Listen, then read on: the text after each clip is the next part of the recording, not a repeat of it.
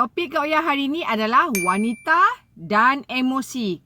Penting ke tak penting untuk wanita? Kalau nak tahu, jom kita check it out.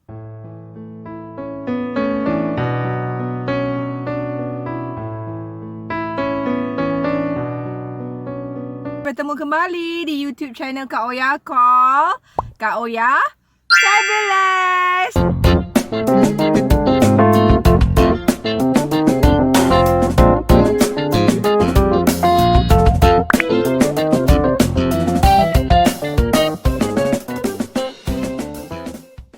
Wanita dan emosi. Okey, tapi sebelum Kak Oya nak start bebelan Kak Oya tentang topik Kak Oya hari ni, topik yang agak serius, jangan lupa like, comment and share. Kalau anda rasa video Kak Oya ni memberi manfaat kepada anda semua, korang boleh share video Kak Oya, okey? Tengok video Kak Oya ni sampai habis, jangan skip, okey? Kesian Kak Oya. So, topik hari ni adalah sangat-sangat serius tentang wanita dan emosi. Macam biasa, topik Kak Oya memang mengenai wanita. Sebab Kak Oya nak share dengan korang my 2 cents of opinion tentang emosi dan wanita ni memang sangat relate. Kalau kita nak tahu, kita dah dengar macam-macam kes dekat luar sana. Emosi dan wanita memang sangat-sangat macam BFF, related antara satu sama lain. Sebab kalau korang perasan, nak zaman sekarang, beza dengan zaman dahulu. Memang ada banyak yang kita dengar dalam berita, dekat social media kan. Ada banyak kes wanita bunuh diri, wanita kelar bayi, wanita campak bayi daripada flat. Itu semua berkaitan dengan emosi wanita. Sebab diorang bukan simply nak jadi macam tu tau. Sebab benda ni dia berkait dengan emosi, anxiety. Semua ni berkait rapat antara satu sama lain. Wanita yang tidak sihat sangatlah mudah, sangat-sangat gila senang dia orang nak beremosi. Bila wanita tengah beremosi, dia perlu melepaskan apa yang terbuku dalam hati dia. Kalau wanita yang dia asyik simpan terbuku dalam hati, tak pernah luar. Kalau luar orang tak faham, benda-benda macam ni lah akan terjadi. Kes-kes yang korang dengar tak masuk akal kan. Sebenarnya apa itu emosi? Kalau korang nak tahu, memahami emosi adalah satu perasaan atau kekacauan dalam jiwa yang timbul dalam diri seseorang akibat rangsangan baik dari dalam diri mereka sendiri maupun dekat luaran mereka. Benda ni terkesan. Dia perasaan. Emosi ni adalah perasaan. Emosi berkait rapat dengan keadaan psikologi dan mood seseorang yang boleh dinyatakan dalam pelbagai bentuk tingkah laku tertentu. Perasaan emosi boleh juga kita boleh emosi ni relate dengan emosi positif, which is emosi yang baik, dan dia boleh menjadi emosi negatif, emosi yang buruk. Benda-benda macam ni dia relate dengan perasaan. Dalaman ni yang dalam dekat hati ni. Kalau dia terkesan, dia akan beremosi. Kalau dia problem, simpan, tak boleh nak luah kat sesiapa, dia bila simpan tu dia akan jadi meletup. Itu relate dengan emosi. Ramai yang mentafsirkan perkataan emosi sebenarnya bentuk kemarahan. Salah sama sekali. Sebenarnya emosi ni mewakili pelbagai perasaan manusia. Serius, emosi bukan kemarahan. Emosi ni relate dengan perasaan manusia. Beberapa bentuk emosi atau perasaan manusia merangkumi. Kadang-kadang dia ada rasa sedih, kadang-kadang dia ada rasa happy, kadang-kadang rasa excited, kadang-kadang rasa senang, kadang-kadang rasa marah. Perasaan yang bercampur bau. Yang ini kita panggil emosi. Nangis. Semua ni semua relate dengan emosi. Secara subjektif, emosi lebih cenderung bersifat subjektif daripada peristiwa psikologi yang lain. Misalnya, kita banyak berfikir. Bila kita banyak berfikir, gelombang emosi dapat berubah dalam masa tertentu. Emosi juga boleh disebabkan oleh pelbagai faktor. Tetapi secara umumnya penyebab emosi adalah faktor dalaman dan juga faktor luaran.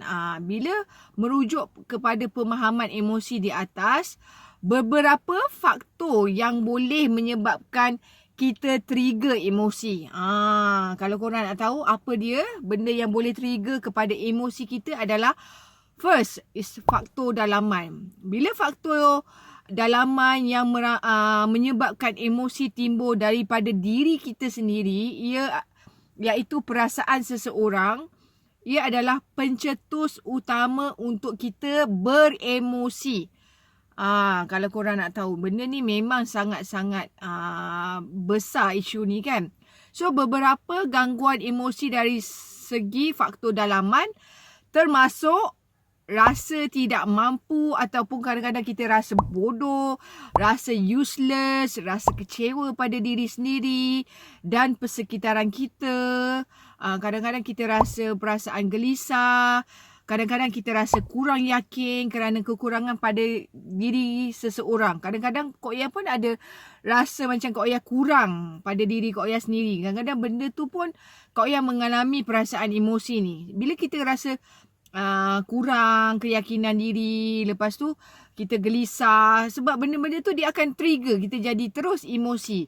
Lepas tu perasaan sedih, kurang kasih sayang, rasa cemburu kerana anda dilayan secara tidak adil dan sebagainya. Benda-benda ni adalah relate dengan emosi. Bila jadi benda macam ni, kita cemburu tengok keadaan orang lain padahal orang tak kacau kita. Tapi benda tu, sikap, dia akan menjerumus ke arah emosi. Yang kedua adalah faktor luaran. Faktor luaran adalah faktor yang menyebabkan emosi berada di luar kawalan, termasuk seperti berikut. Seperti persekitaran keluarga, sekolah yang terlalu sering menyalahkan seseorang. Asyik salahkan orang je.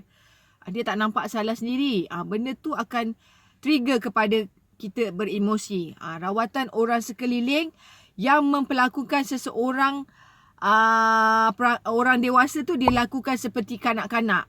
Yang tu pun boleh trigger kepada emosi. Ini adalah faktor persekitaran, faktor luaran. Macam daripada penjelasan daripada atas, Kak Oya boleh dapat simpulkan bahawa emosi adalah perasaan dalam diri seseorang wanita yang boleh mendorong wanita itu bertindak balas terhadap perubahan baik dari dalam diri mereka sendiri maupun di luar. So, sebenarnya benda ni memang sangat-sangat relate. Kita kena, bila wanita tu tengah beremosi kan, kita kena, orang dekat kena bagi support wanita bila ada gangguan emosi. Sebab bila ada gangguan emosi tu, dia akan terus jadi anxiety. Dia macam relate. Bukan orang tu tiba-tiba nak jadi penyakit yang dibuat-buat. Tak, kadang-kadang faktor yang Kak Oya cakap tadi boleh relate ke arah ke emosi. Maknanya wanita tu, bila wanita tu beremosi, maknanya wanita tu dah sangat-sangat penat. Dia cepat marah, tiba-tiba kan dia menangis. Benda-benda macam ni, dia dah penat. Wanita tu dah penat. Orang-orang terdekat seperti suami, keluarga, kalau yang dah kahwin suamilah.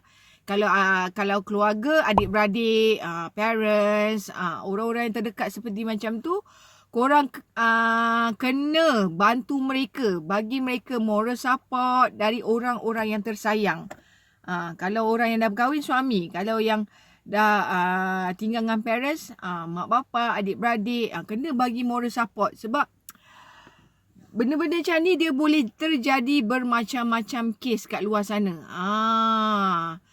Sebab Kak Oya, dari kesimpulan yang Kak Oya boleh tinjauan Kak Oya terhadap kesimpulan penjelasan tadi, Kak Oya rasa emosi ni dia jenis akan menyerang wanita lah lebih. Sebab lelaki dia jenis tak ambil pot sangat. Bila ada sesuatu berlaku, dia jenis kalau letak je kepala boleh tidur terus. Tapi tak, wanita dia banyak memikir. Dia suka memikir.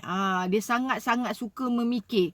So, bila wanita beremosi, cepat-cepatlah orang tersayang, cepat-cepat bagi moral support. Kalau tiba-tiba perangai diorang berubah-ubah, maknanya diorang dah sangat penat. Kena bagi moral support. Jangan korang bagi dia jadi good listener. Tanya dia, kenapa you jadi macam ni. Bila dia nak cakap tu, korang kena diam dan dengar apa yang dia nak cakap. Jangan bila dia cakap, you all interrupt. No. Bagi dia luahkan apa sahaja masalah dalam hati dia. And then, bila dah cakap tu, jaga dia punya perasaan. Jangan terus condemn. Jangan terus bagi perkataan-perkataan harsh. Sebab benda ni akan lagi memudaratkan. So, benda-benda macam ni dia akan punca terjadinya macam-macam kes. So, kesimpulannya kat sini kalau nak cakap dekat korang semua, bila wanita tu bahagia, bahagialah rumah tangga. Ini dia sangat relate dengan perkahwinan. Especially untuk orang-orang yang dah berkahwin. Kalau wanita tu bahagia, bahagialah rumah tangga. That's why Kak Oya cakap emosi wanita sangat penting. Percayalah cakap Kak Oya. Kalau wanita tu happy, insyaAllah satu keluarga tu happy. Kalau mak kita happy, mak kita tak akan, kalau dia tak penat, dia tak akan bebe-bebe panjang-panjang. Kalau korang perasan. So, give and take. Kalau kita anak-anak ambil tolong mak tu. Mungkin mak tu terlampau penat. Kalau isteri, bantu dia. Bagi dia me time. Bagi dia masa. So, korang tak boleh buat main-main benda ni. Kalau dia simpan-simpan, kalau dia luar, orang tak layan, benda ni akan jadi rumit. Dia akan jadi kes-kes bunuh diri. Semua benda-benda macam ni lah. Sebab tak ada moral support daripada orang yang tersayang. So, Kak Oya rasa itu saja. Sekian saja Kak Oya punya topik kali ni tentang wanita dan emosi. Semoga topik Kak Oya ni memberi manfaat kepada anda semua. Sebab Kak Oya cakap ni daripada wanita untuk wanita semua. Kak Oya memang sayang semua wanita dekat luar sana. Wanita berhak disayangi. Wanita berhak disayangi. Okay? So, ingat tagline Kak Oya. Kerana dirimu wanita begitu berharga. Bye semua. Assalamualaikum.